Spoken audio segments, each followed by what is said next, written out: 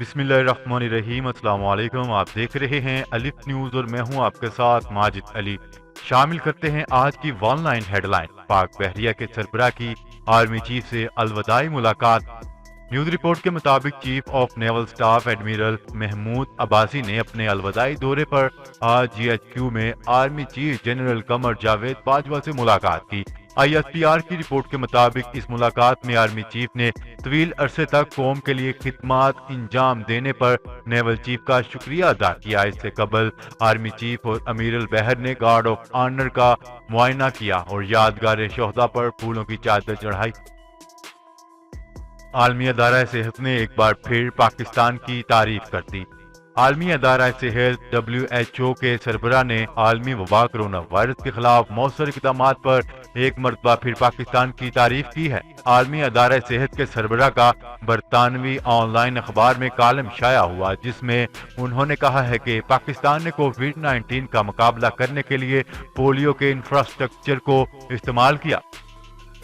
وزیر اعظم عمران خان کا national emergency help line قائم کرنے کا حکم۔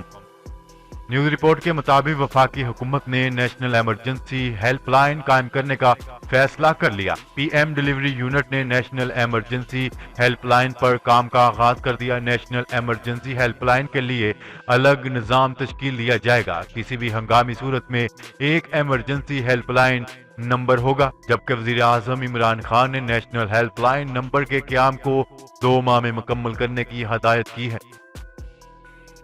امریکہ ترکی اور یونان کے درمیان مذاکرات کی حمایت کرے گا۔ نیوز رپورٹ کے مطابق امریکی وزیر خارجہ مائک پومپیو نے کہا ہے کہ امریکہ مشرقی بحیرہ روم میں تیل کی تلاش اور گیس سمیت قدرتی وسائل پر ترکی اور یونان میں پیدا ہونے والے تنازع کے حل کے لیے مذاکرات کی حمایت کریں گے۔ ان کا کہنا تھا کہ ترکی اور یونان دونوں نیٹو کے رکن ملک ہیں، انہیں ایک دوسرے کے خلاف محاذ آرائی سے بچنا اور مذاکرات کی میز پر لانا ضروری ہے۔ جرمنی میں کرونا وائرس کے کیسز میں اضافہ، پابندیوں میں سختی۔ جرمنی میں کرونا وائرس کے بڑھتے ہوئے کیسز کے باعث لوگوں کے میل جوڑ پر پابندیوں میں دوبارہ سختی لانے پر غور کیا جا رہا ہے۔ ذرائع ابلاغ کے مطابق نئی سفارشات کے مطابق نجی تقریبات میں 25 سے زائد افراد کے جمع ہونے پر پابندی کی تجویز شامل ہے۔ اس طرح بڑے عوامی اجتماعات میں زیادہ سے زیادہ 50 افراد کے جمع ہونے کی اجازت ہوگی۔ ماہرین فلکیات کی عالمی ٹیم نے انکشاف کیا ہے کہ مریخ کے قطب جنوبی پر پانی کا ایک پورا نیٹ ورک موجود ہے جو وہاں پر سطح کے نیچے چھپا ہوا ہے۔ اس نیٹ ورک میں 3 بڑی جھیلیں ہیں، جن میں سب سے بڑی جھیل 30 کلومیٹر لمبی اور 20 کلومیٹر چوڑی ہے، جو سرد لیکن مائع پانی والے متعدد تالابوں سے گھری ہوئی ہے۔ یہ سب کچھ مریخ سطح کے اندر خاصی گہرائی میں موجود ہے۔ حکومت نے چیئرمین نیب کی مدت ملازمت میں توسیع کی تجویز مسترد کر دی۔ نیوز رپورٹ کے مطابق حکومت نے نیب آرڈیننس میں ترمیم کی احتساب بیورو کی تجویز مسترد کر دی۔ نیب نے چیئرمین، ڈپٹی چیئرمین اور پروسیکیوٹر جنرل کی مدت ملازمت میں توسیع کی تجویز دی تھی۔ وزارت قانون و انصاف کا کہنا ہے کہ ترمیم کے لیے ٹھوس وجوہات پیش نہیں کی گئی۔ ملک بھر میں کورونا کے 747 نئے کیس رپورٹ۔ NCOC کی جانب سے جاری کردہ اعداد و شمار کے مطابق ملک بھر میں کورونا کے گزشتہ روز 747 نئے کیس رپورٹ اور 5 اموات رپورٹ ہوئی ہیں۔ بھارتی عدالت نے بابری مسجد شہید کرنے کے مقدمے میں نامزد تمام 32 ملزمان کو بری کر دیا۔ لکھنؤ کی خصوصی عدالت میں 28 سال سے جاری مقدمے میں 1992 میں شہید ہونے والی بابری مسجد کے مقدمہ کا فیصلہ سنا دیا گیا، جس میں بی جے پی کے مرکزی رہنما LK اڈوانی، مرلی منوہر جوشی اور اوما بھارتی سمیت دیگر ملزمان کو بری کر دیا گیا۔ خصوصی عدالت نے اپنے فیصلے میں قرار دیا کہ مسجد کو کسی منصوبہ بندی کے تحت شہید نہیں کیا گیا اور نہ ہی مقدمے میں نامزد ملزمان کے خلاف ثبوت فراہم کیے گئے۔ حکومت کا پیٹرولیم مصنوعات کی قیمتوں میں اضافہ نہ کرنے کا فیصلہ۔ وزیر اعظم آفس سے جاری بیان کے مطابق حکومت نے پیٹرول کی قیمت میں اضافہ نہ کرنے کا فیصلہ کیا ہے اور کہا ہے کہ آئندہ 15 روز کے لیے پیٹرول کی مجموعی قیمت برقرار رہے گی، جبکہ حکومت نے ہائی سپیڈ ڈیزل کی فی لیٹر قیمت میں 2 روپے 40 پیسے کمی کا فیصلہ کیا ہے۔ تحریک انصاف نے سندھ اسمبلی میں قائد حزب اختلاف فردوس شمیم نقوی سے استعفیٰ طلب کر لیا۔ ذرائع کے مطابق پارٹی کے چیف آرگنائزیشن سیف اللہ نیازی نے فردوس شمیم نقوی کو وزیر اعظم عمران خان کا پیغام پہنچایا ہے۔ تحریک انصاف کے رہنما سندھ اسمبلی میں اپوزیشن لیڈر فردوس شمیم نقوی نے چند روز قبل کراچی میں گیس بحران پر وفاقی وزراء کو شدید تنقید کا نشانہ بنایا تھا۔ کراچی میں گیس بحران پر انہوں نے نہ صرف پی ٹی آئی حکومت بلکہ وزیر اعظم عمران خان پر بھی سخت تنقید کی تھی۔ آل پارٹی کانفرنس میں شامل 12 اپوزیشن جماعتوں کی مرکزی قیادت کا اجلاس طلب کر لیا گیا۔ ذرائع کے مطابق اے پی سی میں شامل 1 درجن جماعتوں کی مرکزی قیادت کا اجلاس 2 اکتوبر کو آن لائن طلب کر لیا گیا ہے، جس میں پاکستان ڈیموکریٹک موومنٹ کے مرکزی عہدیداران کا فیصلہ کیا جائے گا۔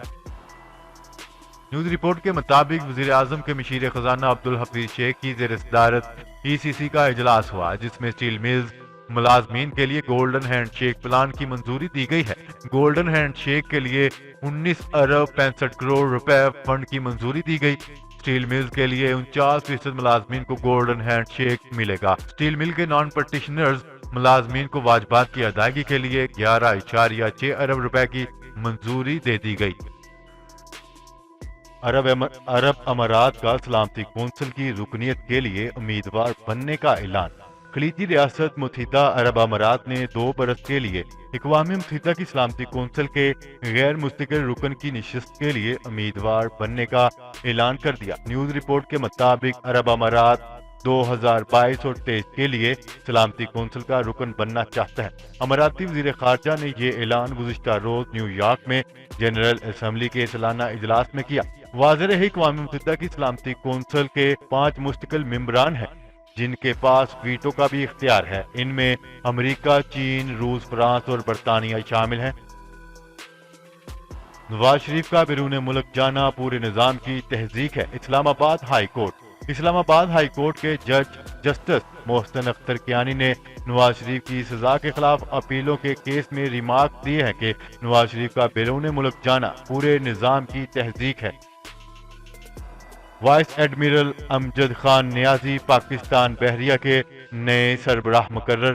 وزیر اعظم عمران خان کی تجویز پر صدر مملکت ڈاکٹر عارف علوی نے وائس ایڈمرل محمد امجد خان نیازی کو نیول چیف مقرر کرنے کی منظوری دے دی۔ حکومت نے وائس ایڈمرل امجد خان نیازی کو پاک بحریہ کا سربراہ مقرر کرنے کا فیصلہ کر لیا، جس کے بعد ایڈمرل امجد خان نیازی بطور نیول چیف 6 اکتوبر کو اپنے عہدے کا چارج سنبھالیں گے۔ پہلے عمرے کے بعد دوسرے عمرے کے لیے کتنے دن انتظار کرنا ہوگا؟ سعودی حکومت نے انتہائی اہم اعلان کر دیا۔ سعودی حکومت نے ایک عمرے کی ادائیگی کے بعد دوسرے عمرے کے لیے 14 روز کا وقفہ لازم قرار دے دیا۔ عرب خبرساں ادارے کے مطابق سعودی حکومت زائرین کو کورونا سے بچاؤ کے لیے خصوصی اقدامات کر رہی ہے، جس کے تحت زائرین 14 روز میں صرف ایک عمرہ کرنے کی اجازت ہوگی۔ جی تو ناظرین، آج کے لیے اتنا ہی۔ مزید خبریں لے کر بہت جلد آپ کی خدمت میں حاضر ہوں گے۔ تب تک کے لیے اپنا خیال رکھیے گا۔ اللہ نگہبان۔ پاکستان زندہ باد، پاکستان آرمی پائندہ باد۔